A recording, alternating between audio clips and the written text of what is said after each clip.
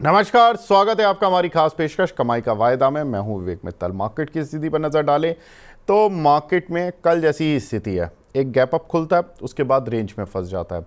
तो जो नया मूव जो गैप अप होने के बाद मार्केट में मिलता है वो नहीं मिल पा रहा है, वो मिसिंग है।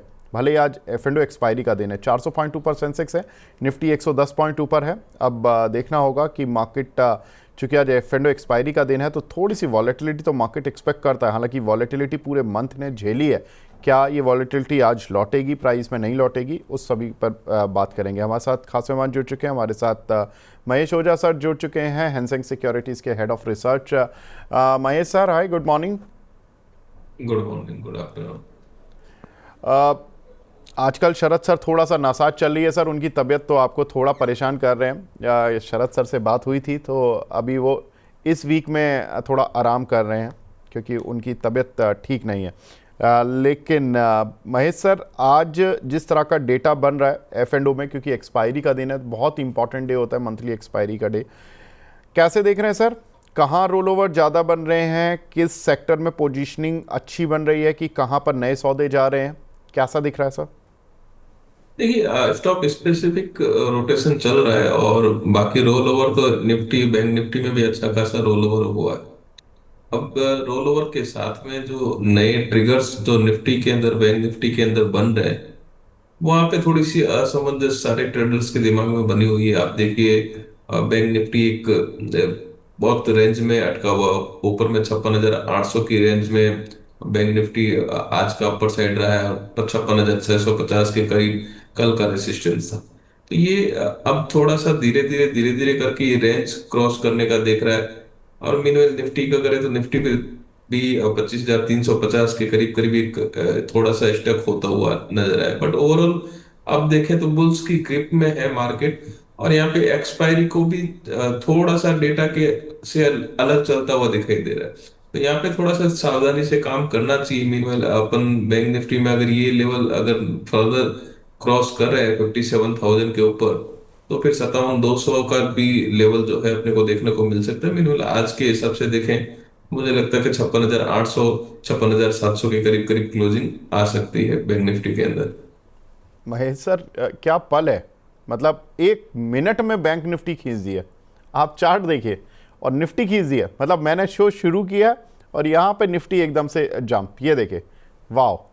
मैं यही बात कर रहा था कि आज अभी एक्शन मिसिंग है, लेकिन वॉलेटिलिटी एक्सपेक्टेड है। वॉलेटिलिटी इतनी जल्दी आ जाएगी, एक मिनट में आ जाएगी, ये नहीं पता था।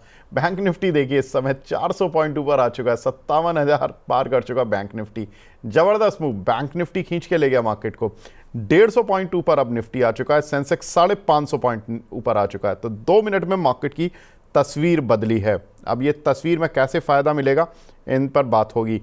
महेश सर, इस समय अगर निफ्टी में कोई सौदा बनाना हो, निफ्टी या बैंक निफ्टी में, चूंकि अब खिंचे हैं 2-3 ट्रेडिंग सेशन में, दोनों ही, बैंक निफ्टी भी 57,000 के पार हो गई, अब निफ्टी भी 25,400 को अप्रोच कर रही है। आप कॉल साइड लेना पसंद करेंगे अगले मंथ की, या पुट साइड पर जाएंगे?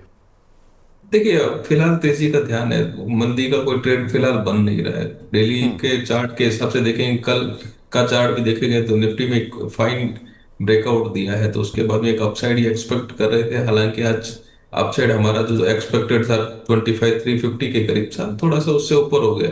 बट अपसाइड एक्सपेक्टेड था। Bank Nifty range bound expect कर रहे थे, जो ये फर्दर 2-3 मिनट में एक अच्छा खासा ब्रेकआउट दे रहा है।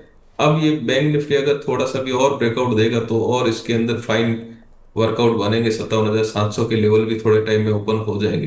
तो यहाँ पे मंदी का ट्रेड कोई बन नहीं रहा है फिलहाल। यहाँ पे स्टॉक स्पेसिफिक ट्रेड करे ज्यादा बेटर रहेगा। इंडेक्स के अंदर आज के हिसाब से ट्रेड कोई जो ज्यादा बनेगा नहीं। हाँ, एक आध पुट का सौदा अगर आपको निफ्टी में लेना है तो ले सकते हैं, या फिर आप दोनों ही हेज करके ट्रेड जो है वैसा कुछ ट्रेड लेना है तो अपन ले सकते हैं। बाकी अब यहाँ से कोई सुबह मॉर्निंग में जरूर ट्रेड बन रहा था, लेकिन अभी फिलहाल टाइम बीइंग के हिसाब से वो ट्रेड मिसिंग है। वापस से लोअर अगर कोई भी मिलता है निफ्टी के अंदर तो फिर वहां से अपन ट्रेड बना सकते हैं। ठीक है। महेश सर, परसों जब आप हमारे साथ जुड़े थे सर, आपने एक ट्रेड बताया था एसीसी का, जिसमें आपने 1920 की स्ट्राइक की कॉल बताई थी, if I am not wrong. ये आपने 34 रुपये के आसपास बताई थी कि 34-35 रुपये पर लेनी है। मेरे पास टारगेट मिसिंग है, अगर आप मुझे रिमाइंड करा सके, क्योंकि कुछ दर्शक पूछ रहे थे कल, और आज ये कॉल अच्छी चली भी है, 43 रुपये 70 पैसे तक का हाई लगाया। तो सर बता दीजिए इस कॉल के बारे में। ने अपना टारगेट 48 का था, आज शायद 42 43 टच किया है। और लोअर थोड़ा उसके बाद में अपन ने दिया, उसके बाद में थोड़ा लो भी बताया था, तो शायद किसको लेना तो चांस भी मिला रहेगा। आज एक अच्छा खासा अपसाइड बताया है। होपफुल कि 45 48 की रेंज आपको एक दो दिन में देखने को मिल जाए। उसके बाद में अगर ये मेंटेन करता है तो 60 तक की रेंज भी अपने को देखने को मिल सकती है। बाकी सारी सीमेंट की कंपनी जब वो चल गई है, यहाँ पे एक थोड़ा सा शॉर्ट कवरिंग बाकी है। वो मूव भी शायद हो सकता है कि अपने को कुछ एक दिनों में देखने को मिल जाए। अपने इसके लिए नेक्स्ट मंथ का अपन ने कॉल सजेस्ट किया था कि यहाँ पे भी थोड़ी सी बाइंग जो है, वैल्यू बाइंग भी बन रही है, और ये सबसे लेवल भी है वो अट्रैक्टिव लेवल है। तो यहाँ पे थोड़ा सा एक मूव एक्सपेक्टेड है। तो 48 तक के टारगेट जो है इमीडिएट बन रहे हैं। उसके बाद में अगर मेंटेन करते हैं 60 तक के टारगेट बनेंगे। और सर स्टॉप लॉस क्या रखना है इस कॉल पर? स्टॉप लॉस अपन ने 25 का दिया था। अमीन वाले अपने लेवल से तो ऑलरेडी अब हो चुका कि इसको प्रॉफिट बुक करना है तो कर सकते हैं, नहीं तो अब स्टॉप लॉस रिवाइज करके कॉस्ट टू कॉस्ट भी कर दे तो ज्यादा बेटर रहेगा। ठीक है, तो कॉस्ट टू कॉस्ट कर लें, या आप 25 रुपये का रखेंगे स्टॉप लॉस, डीप खेलना है तो आप वो भी कर सकते हैं। 48-60 के टारगेट इंटैक्ट हैं। जिन लोगों ने प्रॉफिट बुक कर लिया बहुत अच्छी बात है। योगेश कॉलेजी हैं हमारे, सुपर चैट पर सवाल भी लेकर आए हैं। वो बोल रहे हैं सर आज प्रॉफिट बुक कर लिया उन्होंने, तो धन्यवाद बोल रहे हैं, बहुत अच्छी बात है सर, प्रॉफिट बुक कर लिया। यही चाहिए कि देखिए एफ एंड ओ ट्रेड ये नहीं कि टारगेट डाल दिया अब 10 पैसे 20 पैसे, या कुछ आपकी सब्जेक्टिविटी है कि आपने टारगेट अगर प्रॉफिट बुक नहीं किया, ट्रेड प्रॉफिट में आ गया था, तो ये सब्जेक्टिविटी आपने दिखाई, बहुत बहुत बधाई सर, और बहुत बहुत अच्छी बात आपकी। बिरला सॉफ्ट सर, इन्होंने इनका सवाल भी है, 460 का कॉल लिया हुआ है सर जुलाई एक्सपायरी का 12 रुपये पर, इसमें क्या करें सर? नहीं, सेटअप चार्ट का बढ़िया है, लेकिन शायद बिरला सॉफ्ट बैन में चला गया तो शायद वो मोमेंट मिस हो सकता है। तो अभी एक बार के लिए टाइमिंग के लिए एग्जिट हो जाए तो ज्यादा बेटर रहेगा। थोड़ा सा भी अप मिलता है क्योंकि बैन में आने के बाद में जो मूवमेंट जो है एक केप्ट हो जाता है। बाकी सेटअप कल तक एक बढ़िया सेटअप था। अभी बैन में चल रहा है तो थोड़ा सा कॉस्ट टू कॉस्ट आता है तो एग्जिट होने का ट्राई करें, ज्यादा ठीक रहेगा। नहीं तो आपका थोड़ी सी कॉस्ट से ऊपर हो तो एग्जिट कर लीजिए। लेकिन महेश सर जनरली ये होता है ना कि एफ एंड ओ एक्सपायरी वाले दिन जो शेयर बैन में होता है वो अगले दिन बैन में से निकल जाता है। 99% तो सर शेयर निकल ही जाते हैं, कोई 1% फंसता है। और वैसे भी इनके पास कॉल है जुलाई की। नहीं, वो निकल भी जाते हैं लेकिन वापस बैन में आ भी जाते हैं। तो वो चीजें इसके लिए क्या है कि कैप्ड हो जाता है एक मूव जो है, जो क्योंकि ट्रेडर्स की नजर में बैन वाला है तो मूव कैप्ड हो जाता है। हालांकि ब्रेकआउट है तो उसके लिए अपन इसके लिए बोले कि थोड़ा ऊपर हो या कॉस्ट टू कॉस्ट हो तो एक बार का एग्जिट कर ले, वापस से थोड़ी सिचुएशन बरोबर हो तो कर सकते हैं। मूव स्टॉक के अंदर है 460 475 तक की रेंज जो है नेक्स्ट मंथ के लिए बन रही है। तो अगर आपको रखना भी है तो वो रेंज जो है ध्यान में रख के आप उसको रख भी सकते हो। ठीक है। आ, एक हमारे दर्शक हैं, वैसे तो हम एफ एंड ओ के सवाल ज़्यादा लेते हैं, लेकिन आर पावर के बारे में पूछ रहे हैं। सर बता दीजिए 64 रुपये के बाय क्यों हैं? महेश सर मैं इसलिए पूछ रहा हूँ क्योंकि आर पावर आपने मुझे आई रिमेंबर आई थिंक 30 या 35 रुपये पर बताया था कि इसमें कुछ एनएससी के किसी पर्टिकुलर इंडेक्स में जा रहा था, स्मॉल कैप इंडेक्स में जा रहा था, किसी पर्टिकुलर इंडेक्स में जा रहा था, और आपने बताया था कि ये यहाँ से अच्छा चलेगा, और ये डबल हो चुका है सर। अभी क्या संभावनाएं और हैं इसमें? नहीं, होल्ड करिए। ये भाव से भी थोड़े से अट्रैक्टिव लग रहे हैं। आप पावर कंपनीज का कंपैरिजन करेंगे अगर बाकी का पावर कंपनीज के साथ में, तो आपकी इसको वैल्यूएशन जो है उतनी ज्यादा नहीं लगेगी। कंप्लायंस इश्यूज थे वो काफी सारे इश्यूज जो है रिजॉल्व हो गए हैं। अब आर इंफ्रा देख लीजिए, रिलायंस पावर देख लीजिए। अब धीरे धीरे जो है अनिल अंबानी ग्रुप बोले या आर पावर ग्रुप बोलो, रिलायंस इंफ्रा ग्रुप बोलो, इसमें थोड़ी सी स्थिति सुधरती हुई नजर आ रही है। तो मेरे हिसाब से थोड़ा सा नजरिया इसको लॉन्ग करके इस ग्रुप में थोड़ा सा ध्यान तेजी का बन रहा है अभी भी। तो मेरे हिसाब से इसको होल्ड करना चाहिए, चाहे आर पावर है चाहे आर इंफ्रा है। इसको होल्ड करके चलिए, शायद हो सकता है कि आपको अच्छा रिटर्न बना के दे दे। ठीक है। Overall reality sir, Amit Agarwal ji का सवाल है, 2000 की कॉल ली हुई है जुलाई महीने की 60 रुपये पर, लॉस हो रहा है, इसमें क्या लॉस कवर हो पाएगा? सर कौन सी स्क्रिप्ट? सर ओबरॉय रियलिटी, 2,000 की call next month. Next month है, ये मंथ है? सर नेक्स्ट मंथ 31 जुलाई, 60 रुपए की ली है, नहीं, 46 रुपए चल रही है। नेक्स्ट मंथ है तो फिर भी होल्ड कर सकते हैं, क्योंकि मूवमेंट एक थोड़ा सा बना है। तो नेक्स्ट मंथ है तो शायद होल्ड करके चल सकते हैं। फर्दर आपको एक दो दिन के बाद में और क्लियरिटी आ जाएगी। हालांकि अपर साइड में रेंज जो है 1990 के करीब करीब प्रॉफिट बुकिंग का एक इवेंट हर हर समय इसमें जनरेट होता है। तो वो इवेंट पे शायद अपन ने लास्ट वीक में बात भी किया था। तो शायद आपको लगा भी रहेगा कि अच्छा मूव जनरेट हो रहा है, फिर भी ये शायद बोल रहे हैं कि नहीं, यहाँ पे अपने को तेजी नहीं, क्योंकि 1990 के करीब या 1990 के करीब एक जो है प्रॉफिट बुकिंग का इवेंट जनरेट होता है। उसके बाद में वापस से लोअर लेवल आता है। अब ये यहाँ से वापस से अगर इवेंट 1990 के ऊपर या 2000 के ऊपर सस्टेन करेगा तो फिर इसमें फ्रेश ब्रेकआउट बन सकता है, जो उसको 2060 की तरफ लेके जा सकता है। तो वेट कर लीजिए। स्टॉप लॉस की बात करें तो अगर ये स्टॉक वापस 1940 के नीचे क्लोज करता है तो फिर आप इसको एग्जिट कर लीजिएगा। ठीक है। सर गौरव तिवारी जी पूछे हैं, लॉरस लैब की इन्होंने 660 रुपए की स्ट्राइक की कॉल ली है, नेक्स्ट मंथ जुलाई ले ली है इन्होंने। 660 की स्ट्राइक 30 रुपए पर, इसमें क्या करना है सर? नहीं, होल्ड कर सकते हैं। लॉरस लैब का मूवमेंट ठीक लग रहा है और इसको थोड़ा सा होल्ड करके रखिए। नेक्स्ट मंथ का है तो इसको वापस से रिव्यू भी कर लेंगे अपन। तो मेरे हिसाब से होल्ड करके रखिए। ठीक है। आज एक सिटी की रिपोर्ट भी आई थी, उन्होंने डॉक्टर रेड्डीज को सेल बोला, और आई थिंक मैं कुछ मॉर्निंग में पढ़ तो रहा था, जेफरीज की भी रिपोर्ट आई थी, एंड उन्होंने बोला है कि जो CRDMO फर्म्स हैं लास्ट वीक वो उन लोगों से मिले हैं, 5 कंपनियों से, और momentum driven by big pharma and geographics diversification, momentum strong है। और पिरामल फार्मा उन्होंने नाम लिया। लॉरस लैब पर, यस, लॉरस लैब पर वो बुलिश हैं सर ना। मैं यही, इसीलिए मैं थोड़ा सा इस चीज़ को रिमाइंड करने की कोशिश कर रहा था कि शायद तो वो मैंने पूरे मॉर्निंग में कुछ सीडीएमओ पढ़ा है। स्पेस पे बोली से स्पेसिफिक लॉरस लैब और पिरामल फार्मा के अंदर उनका ध्यान तेजी का है। पिरामल फार्मा में शायद ज्यादा तेजी का ध्यान रहेगा।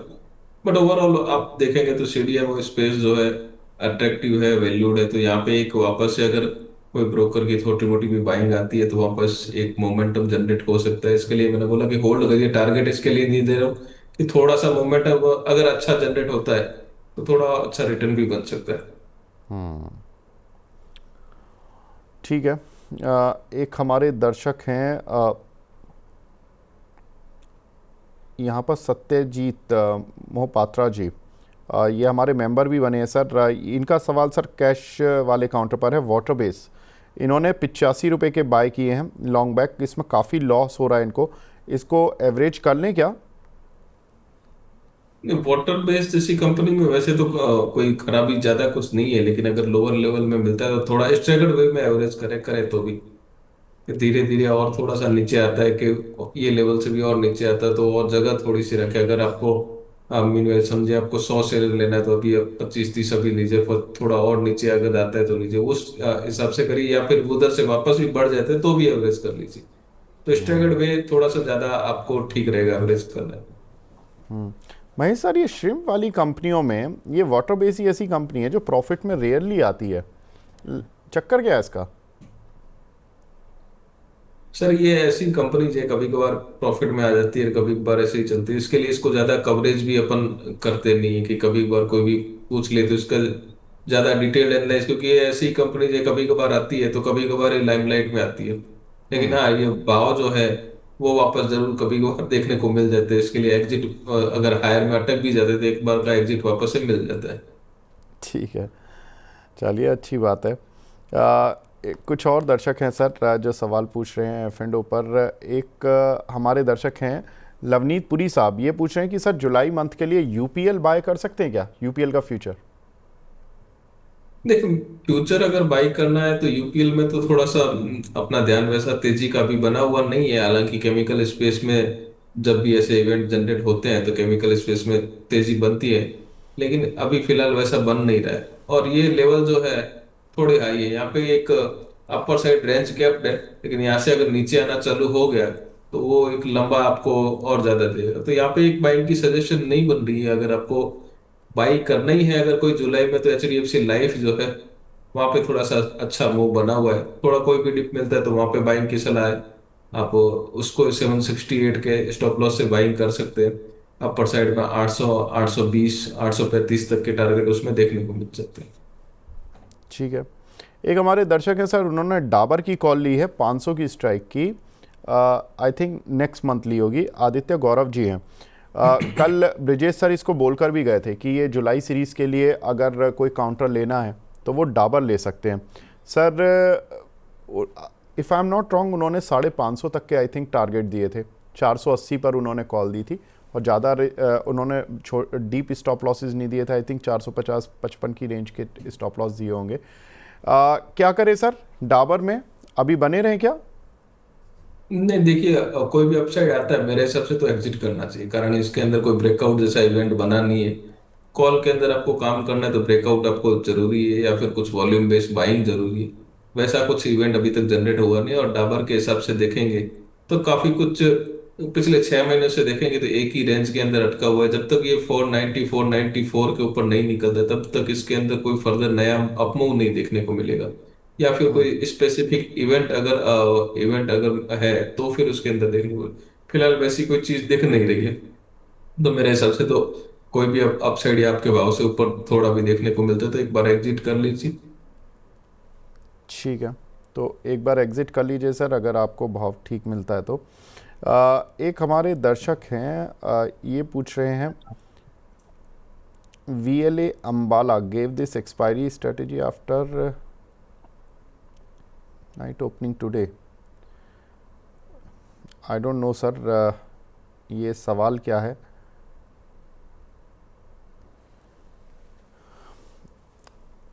इनका सवाल सर, आप अगर, अच्छा this is a strategy, okay, जो इन्होंने भेजी है। बैंक निफ्टी में सर इन्होंने 56,000 की कॉल ली थी 700 रुपये पर, और 900 से 1200 रुपये का टारगेट इन्होंने लिया। Lot size same for both. Nifty में भी इनकी, निफ्टी में इन्होंने पुट लिया और बैंक निफ्टी में कॉल लिया। पहले मैं बैंक निफ्टी की बात कर रहा हूँ सर। 56,000 की कॉल ली 700 रुपये पर, और 900 से 1200 रुपये का टारगेट था सर। 57,000 तो आ ही गया। तो आई थिंक अगर किसी भी मंथ की इन्होंने एक्सपायरी ली होगी, जून की ली होगी, तो उसमें पैसा बन रहा होगा, तो सर प्रॉफिट बुक कर लेना। बिल्कुल, यहाँ पे प्रॉफिट बुकिंग बनता है। बैंकिंग में, बैंक बैंक निफ्टी में निफ्टी में। एक बार का प्रॉफिट बुकिंग यहाँ से बनता है। आज एक्सपायरी भी है, वापस से कोई लो अगर मिलता है तो आपको नेक्स्ट मंथ की एक्सपायरी में अगर ट्रेड कन्वर्ट भी करना है तो भी चांस मिल जाएगा। एक बार का इवेंट जो है अपर साइड में, आज का अपर साइड अभी जिस हिसाब से मूव आया है 57,050 का मूव अब यहाँ से कैप्ड लग रहा है। तो अगर थोड़ा भी अपसाइड मिलता है तो एक बार का बुकिंग कर लीजिए। जब तक 57,200 के ऊपर क्लोज नहीं देता या 57,200 क्रॉस नहीं करेगा तब तक नया इवेंट जनरेट होगा नहीं। मेरे हिसाब से एक बार का प्रॉफिट बुक कर लीजिए, वापस से नीचे अपॉर्चुनिटी मिलती है तो वापस खड़ा कर लीजिए, क्योंकि आपने हेज स्ट्रेटेजी बनाया हुआ है। तो वो हेज स्ट्रेटेजी मेरे हिसाब से अभी फिलहाल थोड़ी सी अलग अलग दिशा में चल रही है, तो वापस से स्ट्रेटेजी आपकी इंटैक्ट हो जाएगी। ये पूछ रहे हैं कि सर एक इनकी निफ्टी की इन्होंने पुट ली है 25,350 की स्ट्राइक की, 60 या 62 रुपये पर, और इसमें जो इनको टारगेट किसी ने दिया वो 200 से 450 का दिया निफ्टी की पुट में। अभी क्या करें सर, इसमें निफ्टी की पुट होल्ड कर सकते हैं क्या? अभी करंट मंथ का है। सर मतलब जुलाई मंथ का।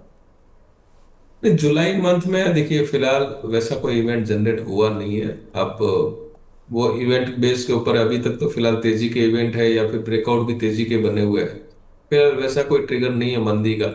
अब यहाँ पे तुक्के वाला ट्रेड अगर आप बना देंगे या फिर कोई आपको ऐसा माफ़ कीजिएगा इवेंट। सर, माफ़ कीजिएगा, ये इसी मंथ का है, क्योंकि ये 60-62 रुपये की पुट यही खरीदी होगी जो अब 90 रुपये आ गई है। तो अभी इनको पुट में भी लॉस, प्रॉफिट ही हो रहा है सर, क्या करें? पुट में अगर प्रॉफिट होता है तो बुक कर लीजिए प्रॉफिट। ठीक है, तो पुट से भी निकल जाए और कॉल से भी निकल जाए बैंक निफ्टी की। देखिए प्रॉफिट मिल रहा है तो अभी आज का इवेंट एक्सपायरी का है तो आप एक बार का प्रॉफिट बुकिंग इवेंट जो है वो क्लोज कर लीजिए, क्योंकि एक्सपायरी का मूव आएगा 1:30 से 2 बजे। तो 2 बजे का जो मूव है उसके ऊपर जो भी मूव आता है उसके ऊपर फ्रेश ट्रेड क्रिएट कर लीजिएगा। ठीक है, डन।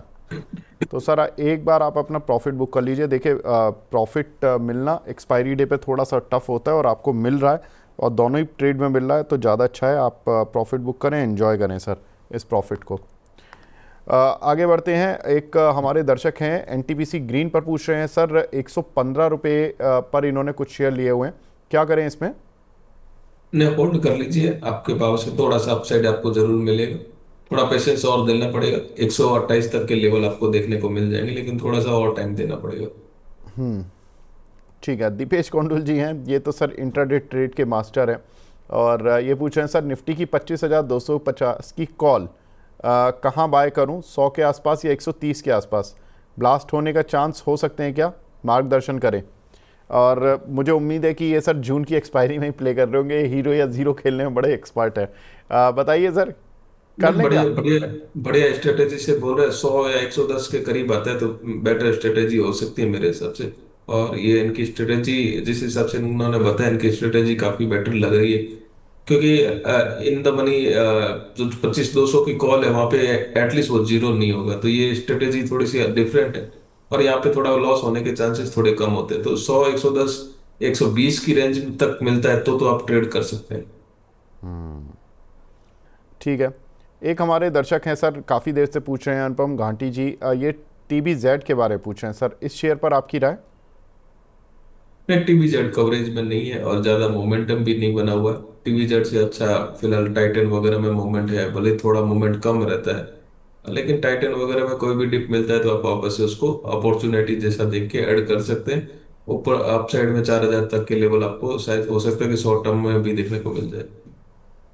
ठीक है। साबिया जी, साबिया सईद जी हमारी रेगुलर व्यूअर हैं, बोल रही हैं शरद सर कैसे हैं? मैडम वो ठीक हो गए हैं, बस केवल आराम कर रहे हैं। तबीयत कई बार थोड़ी नासाज हो जाती है तो इंसान को डॉक्टर बोलते हैं ना कि अब आप काम मत करना, 1-2 दिन थोड़ा आराम कर लेना वरना फिर तबीयत बिगड़ जाएगी, तो वो उस मोड पर है, तबीयत ठीक हो गई है। इनका सवाल सर IRB इंफ्रा पर है, 58 के लिए हुए हैं, इसमें कोई इमीडिएट टारगेट बता दीजिए सर। नहीं, इमीडिएट टारगेट तो देखो 52 के ऊपर जब सस्टेन करेगा उसके बाद में 55 तक की रेंज बनेगी। तो फिलहाल अभी ये 52 का टारगेट मान के चल सकते हैं शॉर्टर टर्म में, और 52 के ऊपर मेंटेन करता है तो 55 तक की रेंज शायद हो सकता है कि जुलाई महीने में अपने को 55 तक की रेंज भी देखने को मिल जाए। जी। अवैव राय जी हैं सर, M&M की इन्होंने जुलाई की 3200 की कॉल ली 100 रुपये पर, फिर ये बोल रहे हैं सर 121 गया लेकिन मैंने बुक नहीं किया और टारगेट 140 का था इसलिए मैं बैठ गया, अब क्या करूं सर? नहीं, होल्ड करिए, एम आपको कभी भी मूवमेंट दे देगा। एक मूव एम में भी अभी तक पेंडिंग लग रहा है मेरे हिसाब से, नेक्स्ट मंथ का है आपका। हो सकता है एक बात आपको थोड़ा सा एक कोई भी अपसाइड मिलेगा तब आपका टारगेट आ जाएगा, तो आप होल्ड करिए। थोड़ा सा चार्ट एम का बढ़िया है, इसके लिए होल्ड करने की सलाह है। ठीक है। भानु प्रताप जी बोल रहे हैं सर, रिलायंस इंफ्रा 3000 से ऊपर कब तक जाएगा? अरे ये तो सर कुछ ज़्यादा ही बुलिश हो गए, रिलायंस इंफ्रा सर 3000, ये तो इसके लिए तो सन 2008 लाना पड़ेगा सर। नहीं, देखिए, ऑप्टिमिस्टिक होना बुरी बात नहीं है। मार्केट है, मार्केट में कुछ भी हो सकता है। लेकिन हाँ, यहाँ से आप होल्ड कर सकते हैं, होल्ड करते रहिए, और जैसे जैसे भाव अगर आप होते हैं तो उसको आप रिव्यू करते रहिए। अभी फिलहाल आपको यहाँ से थोड़े से मेरे हिसाब से 20-25% के रिटर्न शायद हो सकता है कि साल भर में आराम से देखने को मिल जाए। तो उस हिसाब से टारगेट रखिए। अगर जल्दी अचीव हो जाते हैं तो उसको रिव्यू कर लीजिए, आपका टारगेट अगर लंबा है तो फिलहाल आप होल्ड करिए, ये लेवल से अट्रैक्टिव लग रहा है। ठीक है। कुलवीर सेखौन जी हैं, हमारे मेंबर भी हैं सर। पहले तो कुलवीर जी आपका स्वागत हमारी मनी 9 की मेंबरशिप टीम में। इनका सवाल है सर, KEI इंडस्ट्री 31 जुलाई की इन्होंने कॉल ली है 4000 की स्ट्राइक की 155 रुपये पर, क्या स्टॉप लॉस टारगेट रखें सर? देखिए, KEI का मूवमेंट जो है, कभी कभार मूवमेंट आता है तो इस टाइप के स्टॉक्स के अंदर कॉल और पुट की स्ट्रेटेजी थोड़ी सी शायद रिस्की हो जाती है। तो मेरे हिसाब से अगर कुछ भी अपसाइड मिलता है तो आप एक बार का एग्जिट होने का ट्राई करें, ज्यादा बेटर है। और KEI अगर देखेंगे आप, 2600 रुपये से चल के 3800 रुपये शॉर्टर टाइम में हुआ है, तो कंसोलिडेशन भी हो सकता है। तो अभी यहाँ पे केवल आज सारे भी देखेंगे, केवल सारे स्टॉक्स के अंदर थोड़ा थोड़ा प्रॉफिट बुकिंग भी चल रहा है। तो यहाँ पे एग्जिट हो जाए कोई भी अपसाइड में तो ज्यादा ठीक है। ठीक है सर। पहले ही 60 रुपये तो इनकी बाइंग प्राइस से टूट चुकी है, 155 के लिए 93 आ गई है, तो 62 रुपये का नुकसान तो ऑलरेडी हो रहा है। अब कितने ऊपर तक आ जाए तो बेच दें इस कॉल को?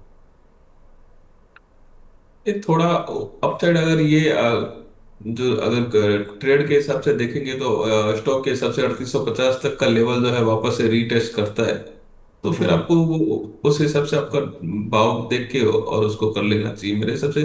हालांकि यहाँ पे लॉस है, लेकिन वापस इसके अंदर अपसाइड का मोमेंट जल्दी बनना थोड़ा सा मुश्किल लग रहा है। वाशु साहब हैं सर, ये पूछ रहे हैं ATGL की 650 की स्ट्राइक की कॉल ली है 25 रुपये पर नेक्स्ट मंथ की। इसमें क्या करें सर? आज एक खबर आई थी सर कि रिलायंस के पेट्रोल पंप पर इनकी गैस बिकेगी, और रिलायंस के जो पेट्रोल और डीजल हैं ये अपने गैस स्टेशन पर बेचेंगे कुछ। टारगेट रख के चली। हालांकि ऐसे स्टॉक्स के अंदर कॉल में काम करना से अच्छा है कि आप डिलीवरी ट्रेड कर लीजिए, क्योंकि कॉल के वॉल्यूम जो रहते हैं कंपेरेटिवली अदर काउंटर थोड़े से डल रहते हैं। तो फिर भी आप यहाँ पे एक ध्यान तेजी का ही है, तो इसमें 35 का टारगेट रख के इसको होल्ड कर सकते हैं। ठीक है। अमित कुंटल जी बोल रहे हैं, उन्होंने अदानी ग्रीन पकड़ लिया। ये अदानी स्टॉक्स में काफ़ी लोग हैं, और इन्होंने 1100 की कॉल ली है सर 31 जुलाई की 22 रुपये पर। बोल रहे हैं कि होल्ड करें या एग्जिट? अदानी ग्रुप में मोमेंटम है। अदानी ग्रुप में तेजी का ध्यान बन रहा है। आप पूरे ग्रुप के अंदर देखेंगे तो अभी काफी दिनों से एक रेंज में चल रहा है, तो ये नेक्स्ट मंथ हो सकता है एक दो महीने से अदानी ग्रुप में मोमेंटम रहा है। अभी फंड रेजिंग की जो बातें हैं वो भी अच्छी चल रही है, एयरपोर्ट में फंड रेज भी हुआ है, तो ये ग्रुप के अंदर मोमेंटम है। यहाँ पे एक दो महीने के लिए अपन तेजी के ट्रेड बना सकते हैं, तो मेरे हिसाब से कोई भी ट्रेड है तो आप होल्ड करके चल सकते हैं। थोड़े से वॉलेटाइल इन नेचर ज्यादा है, तो स्टॉप लॉस का दायरा जो है आप थोड़ा सा बढ़ा दें, लेकिन फिर भी यहाँ पे एक मोमेंटम कंटिन्यू रह सकता है, वैसे पे होल्ड करके चलिए। ठीक है, तो ये काउंटर होल्ड कर चलेंगे सर, ठीक रहेगा। दानिश साइद जी का सवाल है सर, HG इंफ्रा के बारे में बताइए, 1059 के लिए हुए हैं। सॉरी, कौन सा? HG infra sir. HG infra hold कर सकते, कोई दिक्कत नहीं। ठीक है।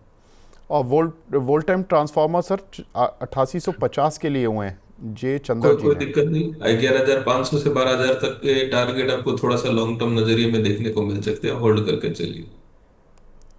ठीक है। महेश सर, कोई आज कॉल देखिए ACC आपने दी, उसमें मूव तो मिला, टारगेट से थोड़ा दूर रह गई है अभी, लेकिन मूव है, अच्छा मोमेंटम है। कोई और कॉल सर? आज F&O एक्सपायरी का दिन है। नहीं, एक्सपायरी के हिसाब से ट्रेड, क्योंकि अभी मूवमेंट ऑलरेडी कैप्चर्ड हो गया है, तो एक्सपायरी के हिसाब से का ट्रेड सुबह ही बन रहा था। अब 2 बजे के करीब बनेगा, वो क्या मूव बनेगा उसके बाद में डिसाइड कर सकते हैं। लेकिन जैसा कि अपन ने ऑलरेडी अपन ने सोचा लो, तभी HDFC लाइफ के बारे में बात किया, वहां पे मोमेंटम है, तो नेक्स्ट मंथ का कॉल HDFC का जो है वो अपन देख लेते हैं। तो वहां पे 800 की कॉल है, शायद आपको ये मिल जाएगी 21 से 23 की रेंज में। अगर मिलती है लोअर रेंज में ट्राई करिए, अगर वो रेंज में मिलती है तो ले लीजिए। 14 रुपए का स्टॉप लॉस रखिए। 28, 35, 40 के टारगेट जो है ध्यान में रख के चल सकते हैं। स्टॉक 52 वीक हाई भी लगा रहा है, और आज कुछ एक बाइंग भी अच्छी खासी है। पिछले लास्ट कुछ दिनों से देखेंगे तो डिलीवरी बेस्ड बाइंग की है, तो सपोर्ट काफी बढ़िया है, तो ये आप कर सकते हैं। HDFC लाइफ की 800 की स्ट्राइक की कॉल जुलाई मंथ, ये अभी 23 रुपये चल रही है। सर का मानना है 28, 35, 40। सर यही बताए ना आपने 3 टारगेट? बिल्कुल बिल्कुल, थोड़ा सा लोअर में ट्राई करिए, क्योंकि मोमेंटम ऑलरेडी जनरेट हो चुका है। सुबह भी हमने रिकमेंड किया था, सुबह से काफी अच्छा खासा मोमेंटम ऑलरेडी जनरेट हो चुका है। थोड़ा सा कूल डाउन होता है, हो सकता है 21, 20, 21 के करीब मिले, तब आप इसको लेने का ट्राई करिए। ये भाव में भी लेंगे तो बुरा नहीं है, लेकिन नीचे अगर मिल जाता है तो ज्यादा बेटर है। ठीक है। आज लाइफ इंश्योरेंस कंपनीज में मोमेंटम है भी सर, ICICI प्रूडेंशियल भी चला हुआ है, यहाँ पर भी मूव है करीब 2% का। और रिज़ल्ट इनके होता क्या है ना सर, कि इनके जो रिज़ल्ट्स होते हैं वो 14 से 20 तारीख के बीच में आ जाते हैं। ICICI प्रूडेंशियल के तो रिज़ल्ट्स की डेट भी आ चुकी है आई बिलीव। और उसमें जो ये क्वार्टर होता है ख़ास तौर से बड़ा इंपॉर्टेंट क्वार्टर हो जाता है, क्योंकि जनवरी मार्च में इनका बेस्ट क्वार्टर होता है सभी इंश्योरेंस कंपनीज़ का, क्योंकि टैक्स बचाने के चक्कर में सब लोग ज़्यादा से ज़्यादा इंश्योरेंस पॉलिसीज़ खरीदते हैं, अपने प्रीमियम भरते हैं। तो ये quarter one of the best quarter होता है, शायद इसलिए मोमेंटम है क्या सर, महेश सर? नहीं, देखिए प्रीमियम सबके बढ़े हुए हैं ऑलरेडी, तो उस हिसाब से प्रीमियम भी बढ़ गए हैं सबके, तो पॉलिसीज भी है। पहले एक सबको फिनोमिना था कि शायद टैक्स रिबेट मिलती है, उसकी वजह से इंश्योरेंस कर रहे हैं। तो वैसा उसका कुछ ज्यादा इम्पैक्ट आया नहीं है। तो वो एक डाइवर्जेंस भी था, प्रीमियम भी बढ़ चुके हैं, और जैसे आपने बताया ये भी एक रीजन है। तो ये सारे रीजन है जिसके कारण से इंश्योरेंस सेक्टर में थोड़ा सा अभी मोमेंटम। और जैसे जैसे इंडिया की पॉपुलेशन बढ़ रही है, तो ये इंश्योरेंस भी पॉलिसी भी हर एक का लेने का हैबिट भी बढ़ रहा है। तो सारी कंपनीज को थोड़ा थोड़ा फायदा होता हुआ नजर आ रहा है। और ये स्टॉक्स जो है इंश्योरेंस कंपनीज के, काफी कुछ टाइम से इन्होंने कुछ रिटर्न ज्यादा बना के दिया नहीं है। इसके लिए भी इसके अंदर मोमेंटम है, स्पेस है, वैल्यू भी है। तो यहाँ पे एक बाइंग जो है अभी जनरेट हो रही है। ठीक है सर। महेश सर, बहुत बहुत शुक्रिया सर हमसे जुड़ने के लिए और दर्शकों के सवाल लेने के लिए और उनका मार्गदर्शन करने के लिए। Thank you very much sir. तो फिलहाल कमाई का वायदा को यहीं पे विराम देते, बने रहिए मनी 9 के साथ। नमस्कार।